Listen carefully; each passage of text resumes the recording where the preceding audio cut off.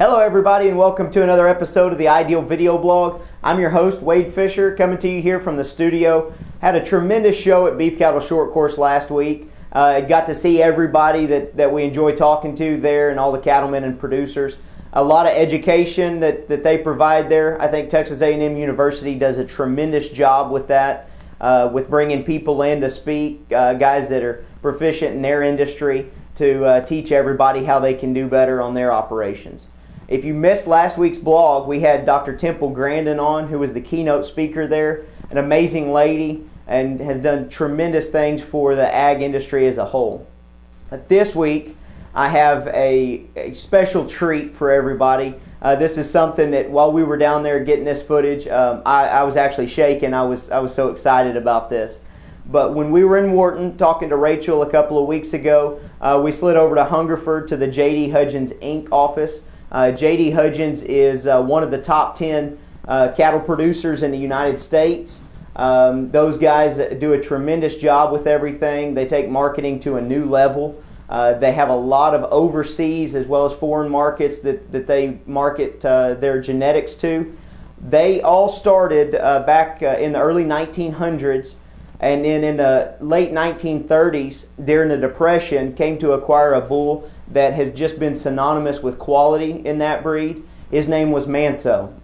If you've ever been to the J.D. Hudgins office, they do have a head mount of Manso in there. And in just a second, you're going to meet Coleman Locke, who runs the Locke division of J.D. Hudgins. And he's going to talk about how Manso came to be at J.D. Hudgins, Inc. This is a story that I had never heard, a story that's just amazing. The luck that they had to get this bull, the way that this bull was traded, and this was all in the Depression when everybody was worried about the times and the times were lean. It's estimated now that approximately 80% of the breed goes back to this one sire. At the end of the video, after Coleman gets done telling the story, you're going to see a short little clip, and the only clip that we've been able to find of Manso. This clip was shot in the 1940s. You'll see him in a group of cows. And you'll look at him, and as today's standards, he's just a bull.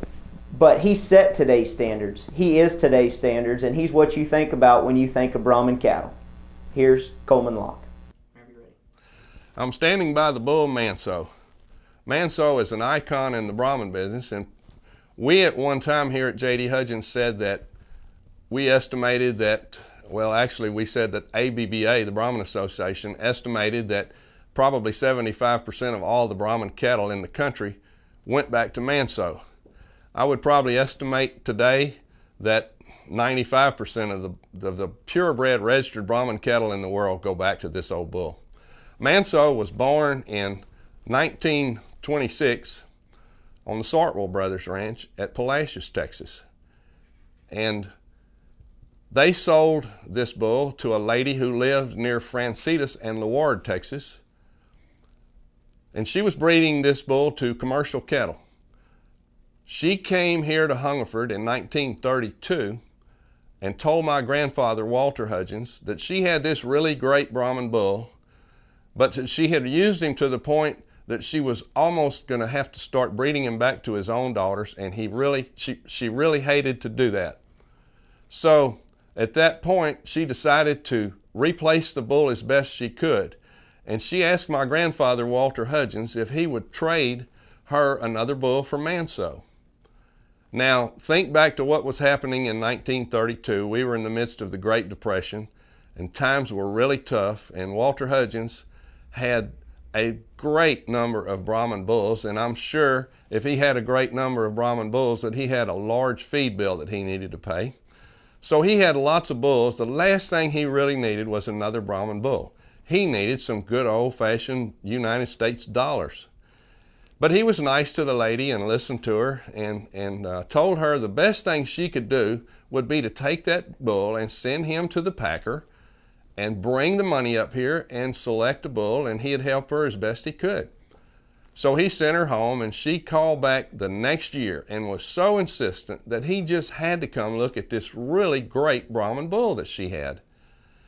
So he got in the car, and I tell people that I'm sure a 45-minute drive in 1932 1933 at that point, was not like we think of it as today. We'll run down the road 2 hours and turn the air conditioner on and listen to the radio, and traveling is so easy for us now.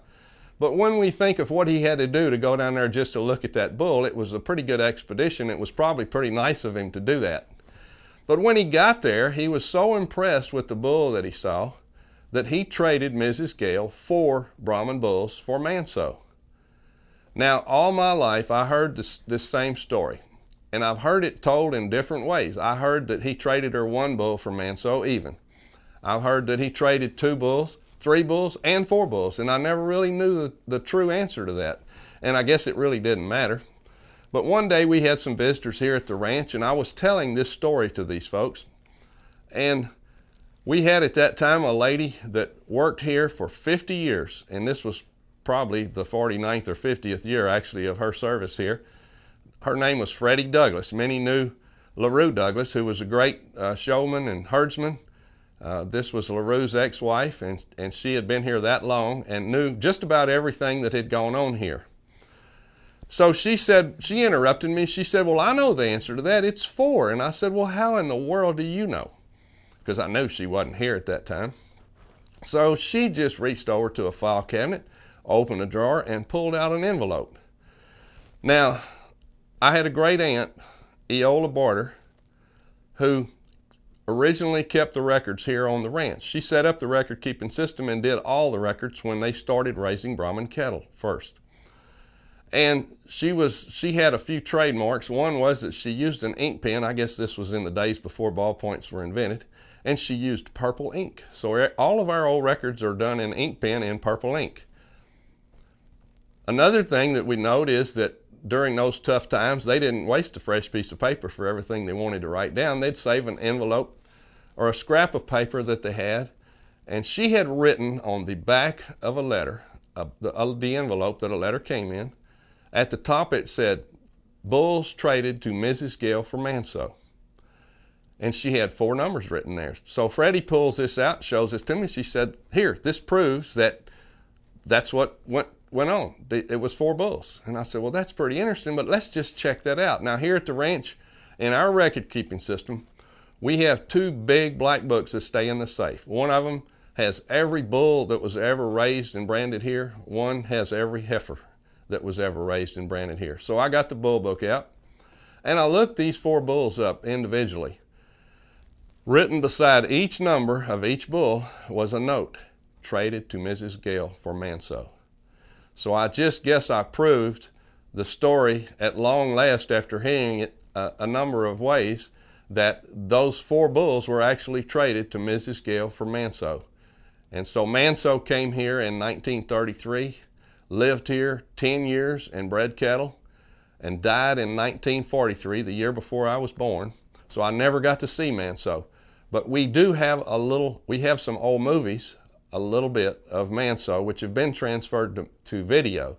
So we have video that we've actually seen. They're taken of Manso at an old age, and if you went and looked at the show ring cattle in Houston today and then went straight to a video and looked at that, you wouldn't think much of Manso comparing him with those cattle. But Manso was a great breeding bull and was ahead of his time.